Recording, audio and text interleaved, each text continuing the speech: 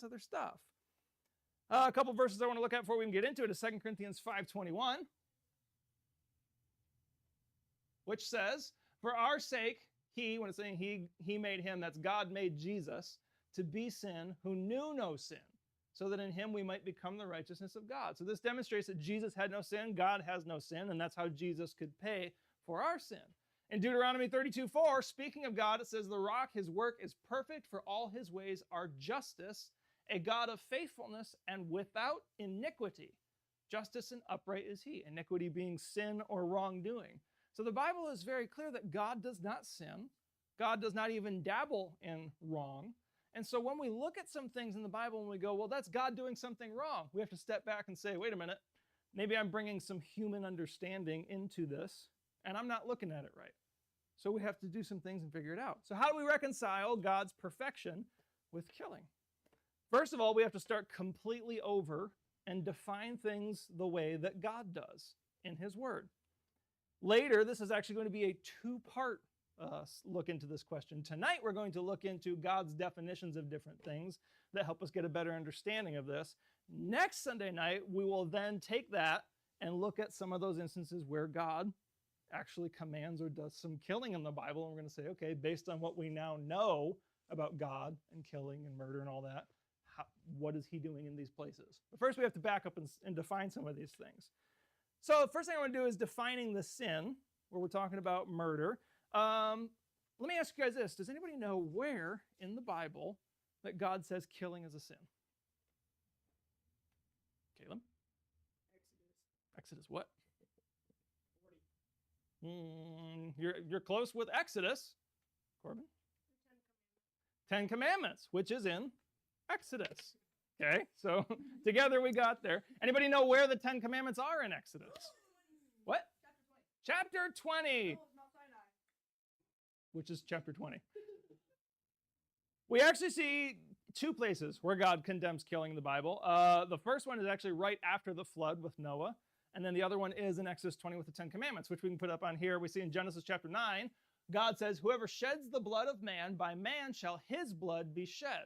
For God made man in his own image. And Exodus 20:13 says, you shall not murder. Now, this one's very important. There's a couple things in Genesis 9 that are going to matter through this whole topic, okay? God says, whoever sheds the blood of another person, that person's blood should be shed. So that's what we would call the death penalty, okay? Another thing is the reason for that.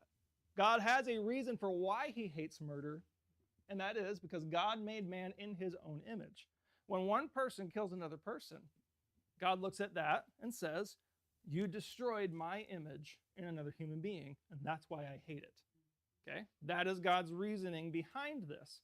But notice that there is an important distinction. God does not say, especially in Exodus chapter 20, God does not say that killing in every form, time, or place is a sin. He says murder is a sin. Now, the Old Testament was originally translated, anybody remember what language? Some, but Hebrew largely, okay? So the Hebrew word in Exodus 20 for murder actually is a word that in other places in the Old Testament is translated the same way, and it is a very understood term for what we're going to be talking about tonight. Some older Bible translations, like the King James Version, will have that commandment being, thou shalt not kill. It'll just say kill. Thou shalt not kill. Not thou shalt not murder, thou shalt not kill. The word kill is too broad for what that Hebrew word actually means. The Hebrew word really is talking about murder, okay? So we have this important distinction, but that gives us a new question. What is murder? How do you define murder? What are your thoughts? How do you define murder? Because murdering is the unlawful, unjust killing of another person. Okay, murder is the unlawful, unjust killing of another person. That's a good example. Connor. Killing without reason. Okay. Killing, an unlawful killing or a killing without reason. Any others? Corbin? Killing that is against God's will. That would be a pretty strong definition. Nigel?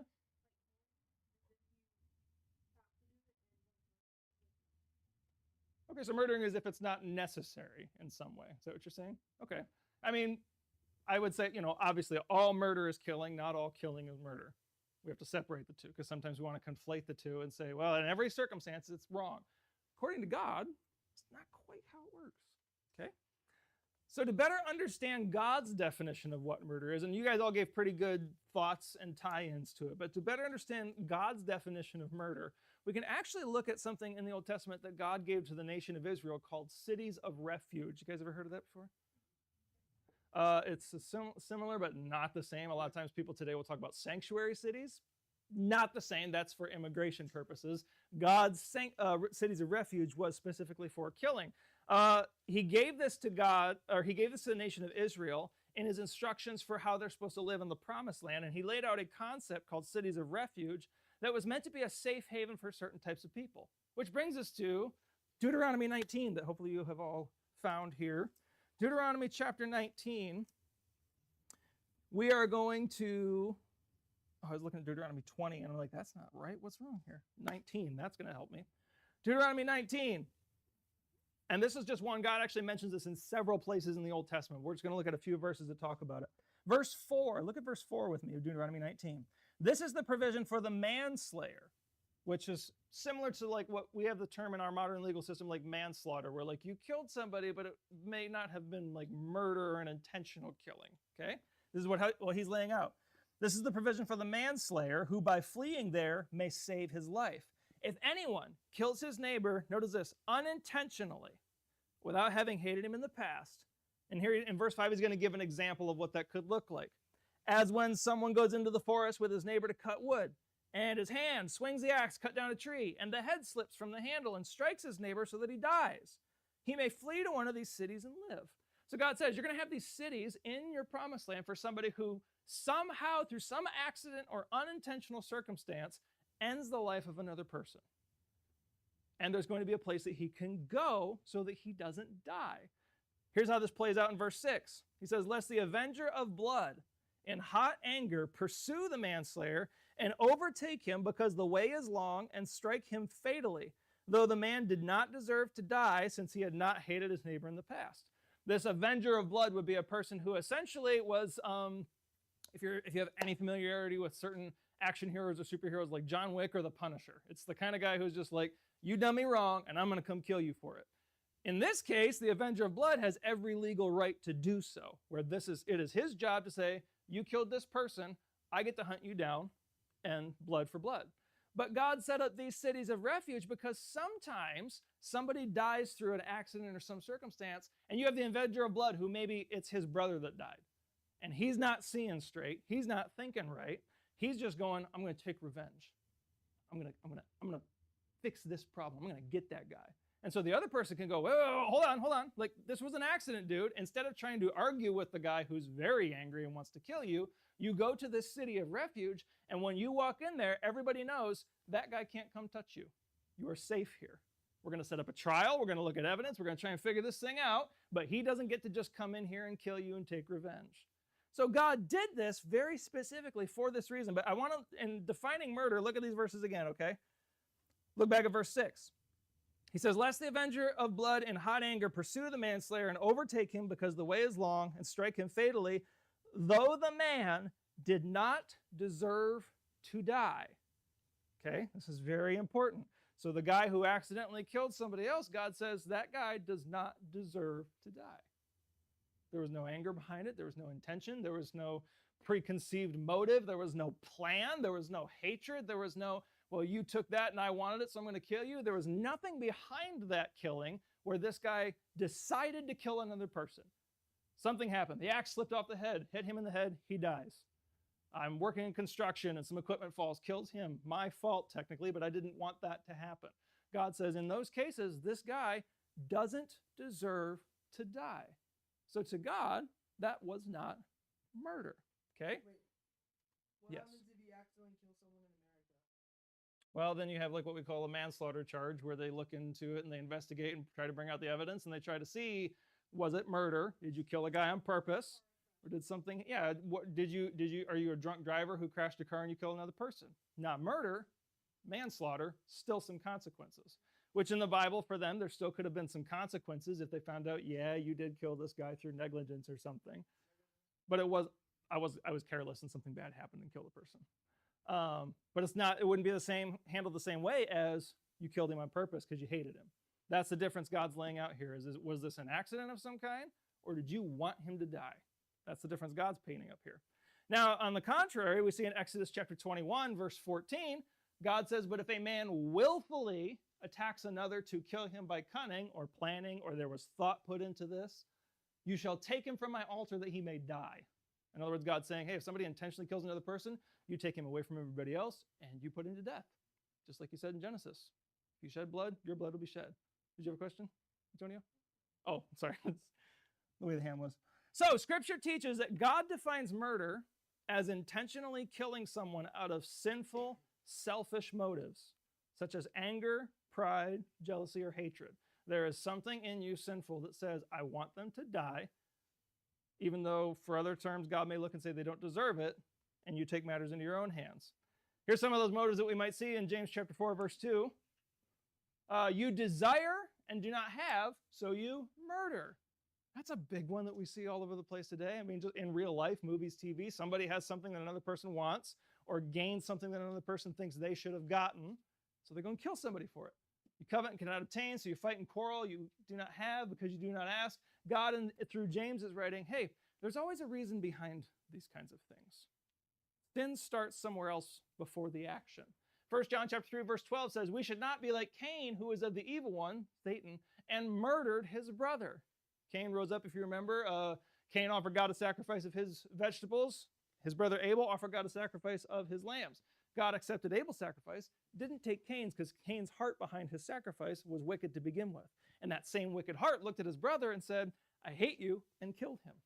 But he says, and why did he murder him? Because his deeds were evil and his brother's righteous. There was a heart condition that started before the action. Psalm 10, verse 8, talking about the wicked person, tells us this. Psalm 10:8 says, he sits in ambush in the villages, in hiding places he murders the innocent. His eyes stealthily watch for the helpless. Proverbs 6:16 through 17 says, there are 6 things that the Lord hates. 7, they're an abomination to him. By the way, an abomination is about the strongest, nastiest word God ever uses for any sin. When he calls something an abomination, you can tell he hates it extra special. So what does God say is an abomination? He's got a list here, but in that list he says, haughty eyes, a lying tongue, and hands that shed innocent blood. So we've seen that murder is something where somebody else takes another life of an image bearer of God without cause. But that brings us to the next thing that we have to define, innocence. One understanding of murder is killing an innocent person, which gives us this question, what do you think defines innocent? Connor? Hasn't done anything to provoke you or anyone else, perhaps? Trevin? Hasn't done anything mean? Maybe. Okay. Naomi? Hasn't broken a law. Okay. I'm not innocent in that regard. Oops. Yes. So like war and stuff, like there's lots of shedding innocent blood. Like for example, World War II, when they napalmed Japan, there's like tons of like Japan was lots of people are like dying and stuff. Like, is that really justified or not? That's something we'll get into a little bit more next week, but an early answer to what you're talking about is, so the idea of there's 2 different types of killing in war. There's killing enemy combatants, and then there's killing people who have nothing to do with the fight. We're talking just civilians, whatever else. In the circumstance of killing enemy combatants, when you look at times in the Bible where God commanded Israel or other people to go to war and to fight, or when he would deal with people going to war, you don't ever see God looking at the soldiers who are following orders of a commander and saying, you did wrong. Never see it in the Bible. When we're talking about fighting somebody who had nothing to do with the fight and wiping out entire cities like Hiroshima or Nagasaki because we just wanted to end a war a little faster, that was not okay. That would fall under this definition of killing the innocent, who had, what we'll find out in a second here, we'll define it a little bit more, but based on the definition of innocent from the Bible, that would not be okay by God. So it depends on the situation of war that we're talking about. And like I said, we'll define that a little bit more next week. But hopefully that gives you a little bit to chew on between now and then. So anyway, when we're talking about defining innocent, because God says killing an innocent person is murder. Okay? So what's innocent? Give me some other ideas. What do you think innocent is? Corbin? You did nothing. You did literally nothing wrong. Nothing wrong. Nothing. You can't describe this, bro. I don't know. I've gone too fast on the highway before, which would be speeding, which would be breaking the law. So is killing me okay? Is that how we define innocent, though? Naomi? I feel like having no role in a murder, like no played part, and like having no role in the situation, that makes you innocent because like, oh, I wasn't even part of this argument that happened that caused them to kill my husband or anything like that. Okay, so not having something to do with the situation at hand, maybe. Elisa? Okay. But what if I did make them mad and they decided to kill me? If you make someone mad and they kill you, that doesn't make any sense. Yeah, don't interrupt me.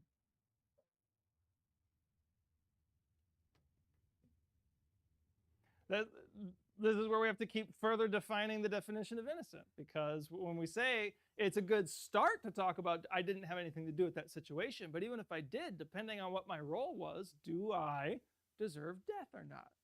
According to what God was saying. Remember the cities of refuge, he talked about this guy did not deserve death, so he can go here and not die.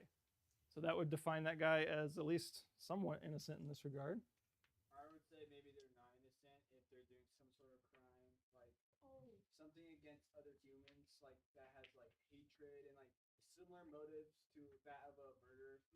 So like, Hitler or like someone in the mafia, people that have bad motives.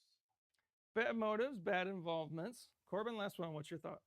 My thought on innocent is if you did something wrong but you didn't mean to do it. Okay, so that's kind of back to the manslaughter or the manslayer with the cities of refuge, where it's like, that was not good that he died, but it wasn't my intention. Here's what we see from the Bible. Innocent in the Bible is defined as someone who is upright, just, or someone who's not guilty of wrongdoing. Now, this doesn't necessarily mean somebody who has never done anything wrong whatsoever, but rather someone who's not guilty of a particular crime or who hasn't done something to deserve a particular punishment in God's eyes. Okay, so what that means is somebody who's innocent according to the Bible would mean like, okay, this person, like, has he ever done anything wrong? Yes, we all have, okay? But as far as this is concerned, did he do something wrong? No. Or has he done something where God has laid out and said, for doing this, you shall die? Like when God said in Genesis 9:6, for shedding the blood of another man, his blood shall be shed. So killing another person, God says, this is the punishment, death. But stealing an apple, God did not say the punishment's death. So to go and say, he stole my apple, I'm going to kill him, that's murder, okay? So we have to define innocent the way God does. Here's a few verses that help paint that picture, okay? Exodus chapter 23, verse 7. God's telling the people of Israel, keep far from a false charge and do not kill the innocent and righteous, for I will not acquit the wicked. What God is telling Israel here is he's like, be very careful when you are taking people to court and you're trying to find out what people are guilty of and you're passing down a sentence. If you put an innocent man to death, I'm going to have a huge problem with that. Be very careful about condemning an innocent and righteous person. In 1 Samuel 19, King Saul has had David in his courts and in his military for a while. Saul's son Jonathan is now David's best friend. Saul has found out that David is going to be the next king of Israel because God has said, Saul, you've done wrong. I'm removing you. I'll put David in your place. Saul's not too happy with that. And he's tried a few times at this point to kill David so he can stay king. Now Saul's son Jonathan is confronting his dad and saying, what are you doing? Why are you trying to kill David? He says, for he, David, took his life in his hand and he struck down the Philistine, Goliath, killed him, okay? And the Lord worked a great salvation for all Israel. He's saying, look at the great stuff David's done. Why are you trying to kill him? You saw it and rejoiced. Why then will you sin against innocent blood by killing David without cause? So Saul's son comes to him and says, I know you're the king, but why would you kill this innocent man? You don't have a reason to put him to death. That would be murder. For our discussion, innocence can be understood as someone who hasn't done anything punishable by death in God's eyes. Meaning, according to what God says earns the death penalty, you haven't done it. So anybody who comes and just decides to kill you for whatever reason, that's murder. According to God, deliberately killing someone who is innocent is called murder and deserves death as punishment. So to look at another human being and say, I don't like you, or you did something to me, or I don't like what you stand for and what you believe in, or I don't like how you live your life, I don't like the choices you make, I don't like that argument we got in, whatever. To look at another human being and say, I'm going to kill you because any reason other than what God said, that's murder. That's where we come from with this. So then, like I said, next week when we start looking at the different ways God has ordered death in the Bible, we have to come back from it and say, well, wait a minute. God's the one who defines what murder is. God's the one who defines what deserves death. So we have to understand he's coming at this from a different place than I was. Naomi? In my morning devotion this morning, I read Deuteronomy 13, and it talked about like punishments, and like it was saying that like if your brother or family member says that we should go serve other gods, you should stone them to death and kill them. And like I was like a little confused at that. I'm like, is that literal or like? It would be literal. That would be one of those Like, I would cases. kill them, or a person who has the right to kill them. So in that exact particular case, that is laws that God gave to Israel that he expected them to follow, because Israel started out as what would be called a theocracy. Okay? A democracy is a nation that is run by popular vote. The majority wants to take your bike, the majority can take your bike. The majority wants to do this and go to war, the majority wins. We in America are what is called a democratic republic. We elect officials with our votes, and then we trust them, not doing a great job, but we trust them to do certain things on our behalf. A dictatorship or a kingship is one guy who he makes all the rules and all the decisions, and you just got to go along with it. A theocracy, which is what Israel was, is a very unique circumstance in which it was a nation ruled directly by God. And because God had specific ways he wanted his people to live and to operate in the world around them for the goal of having a people that would bring Jesus into the world and represent him and bring his gospel and his kingdom to people, he had some very unique laws that he does not expect you to stone your neighbor for. So, I mean, they had one and they threw it away pretty fast. Don't go there. Don't go there. Some verses that go back to reinforcing this idea that a God, according to God, deliberately killing someone who is innocent or who in God's eyes does not deserve death. It's called murder, and it deserves death as punishment. Leviticus 24:17 says, whoever takes a human life shall surely be put to death. God speaking to Israel saying, here's the laws I want you to live by. Exodus 21:12, whoever strikes a man so that he dies shall be put to death. Numbers 35, you shall not pollute the land in which you live, for blood pollutes the land.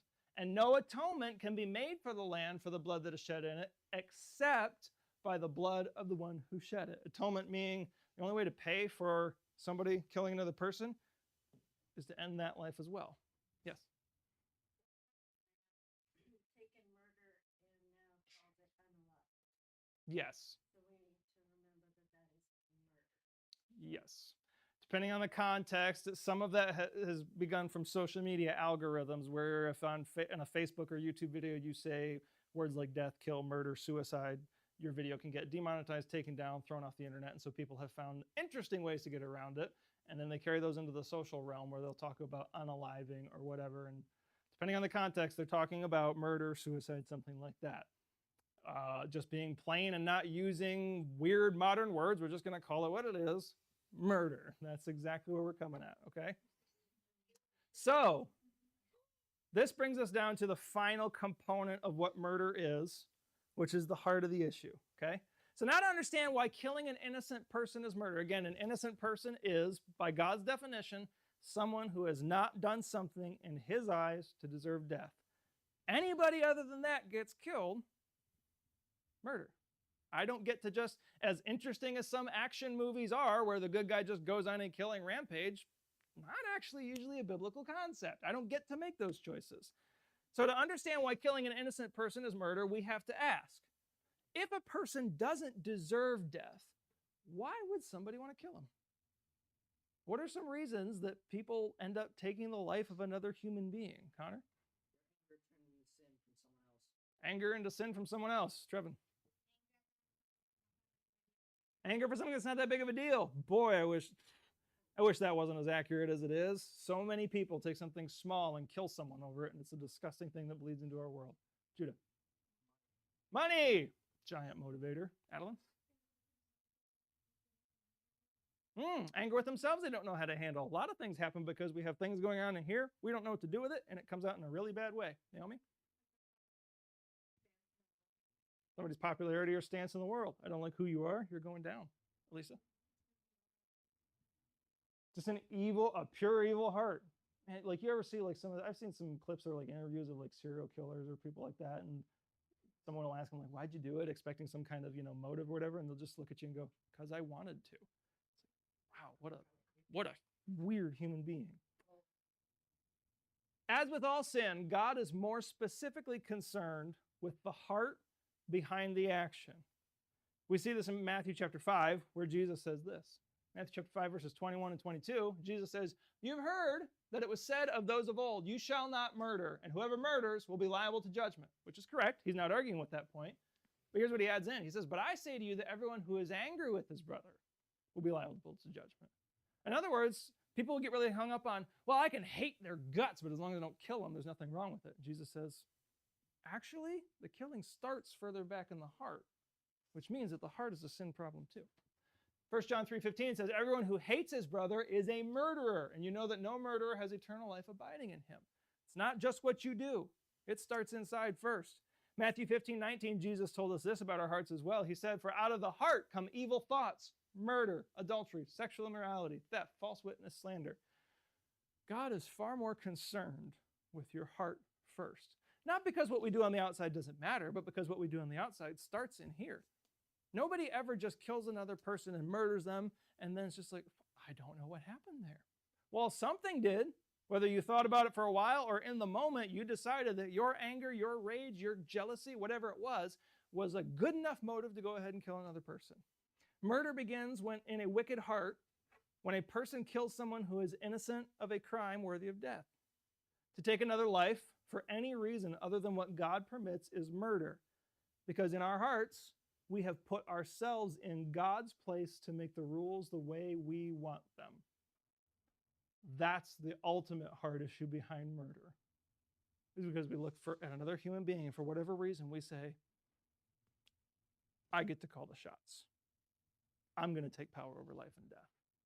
I'm putting myself, whether I think this way on purpose or not, what the ultimate thought is, I'm going to put myself in God's judgment seat and end that one. That's really the biggest heart problem behind this thing, is to call ourselves God. Which is really what all sin is when you boil it down. All sin comes back to, I want to make the rules. I want to be in charge. I want it my way. I get to call the shots. He doesn't get to tell me what to do. I get to tell me what to do. That's what sin really boils down to. Naomi?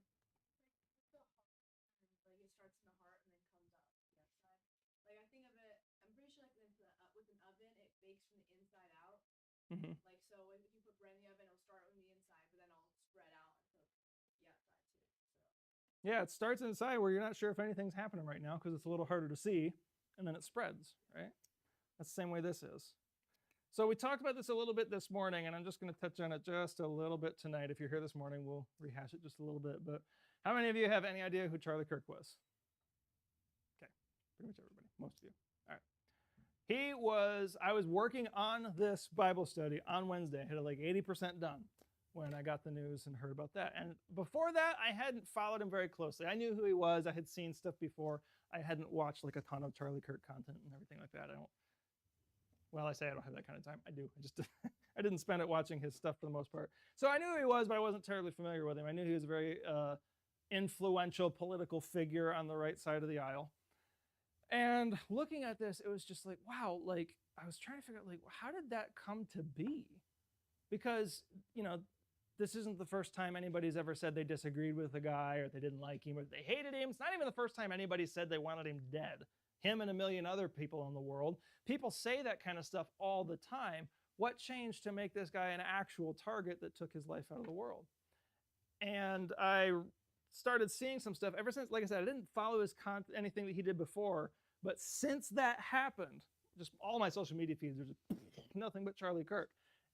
And you know what's funny is that the only things I really see coming across my feed about him have to do with him sharing Jesus. Not so much the politics that he stood for, which he was really big in the political realm, but most of the stuff that I see that people share, like here's who he was, here's what he stood for, is him and his faith. Like a week before he was killed, he was on somebody else's talk show or podcast, and they said, like, what would you want to be remembered for, or whatever? And he said, I want to be remembered for my courage and my faith. My faith is the most important thing to me. And that's all that's being spread now, is that. Yeah, people are talking about his politics and things, but really his relationship with Jesus. And I think that's what really makes the difference, because I've said a couple times, I've compared him to a guy by the name of Steven Crowder, who, similar kind of guy, but I think he claims to be Catholic, but he's not at all outspoken for Jesus or anything like that. Similar politics, similar tactics and things, but he's a bit meaner about it and a little bit more arrogant in my opinion. But he also he doesn't share Jesus while he's doing it. Charlie Kirk, on one hand, would say, oh, here's why that political opinion doesn't make sense, but also here's Jesus. That's why he was killed. People say it's about his politics. They'll say it's about what he said or what he stood for or how he treated this or how he encouraged people to vote this or whatever. That's not really what it was. You know what it was? It was that the devil looked at somebody like that and said, yeah, I can't let that keep attacking my kingdom anymore.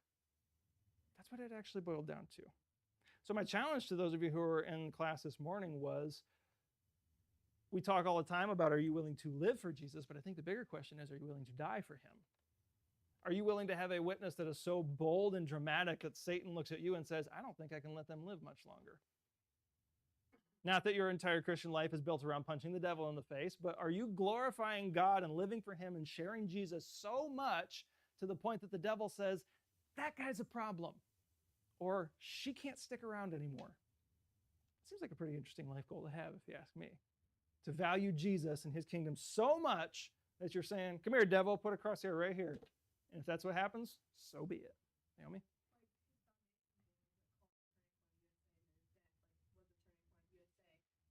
The devil probably expected everyone to riot and burn buildings down, but really everyone's praying and worshiping God and stuff like that. So the devil he's like, oh shoot, I messed up on this one. Yep. This is not what I expected. Yeah, I keep saying the true measure of a movement is what happens when you kill the leader. They thought, whoever killed him thought, oh, I'm going to shut him up and stop everything he has to stand for and say. And in reality, again, I care so much less about any of the politics that he had, even though I agree with a lot of it. My bigger thing is just the devil wanted to silence the witness for Jesus, and it's not working.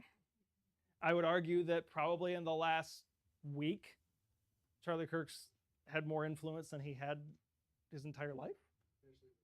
Especially religiously. So I think when we look at these things like murder and where it starts in the heart and how somebody could look at a person like that, it was absolutely murder. It doesn't matter if you disagreed with him. Doesn't matter if you hated everything he stood for. To take that action into your own hands was to say, I'm going to play God and I'm going to take him out of this world. We don't get to do that as human beings. Nigel? Not right now. Naomi? You can silence the messenger, but you can't silence the message. Yeah, exactly.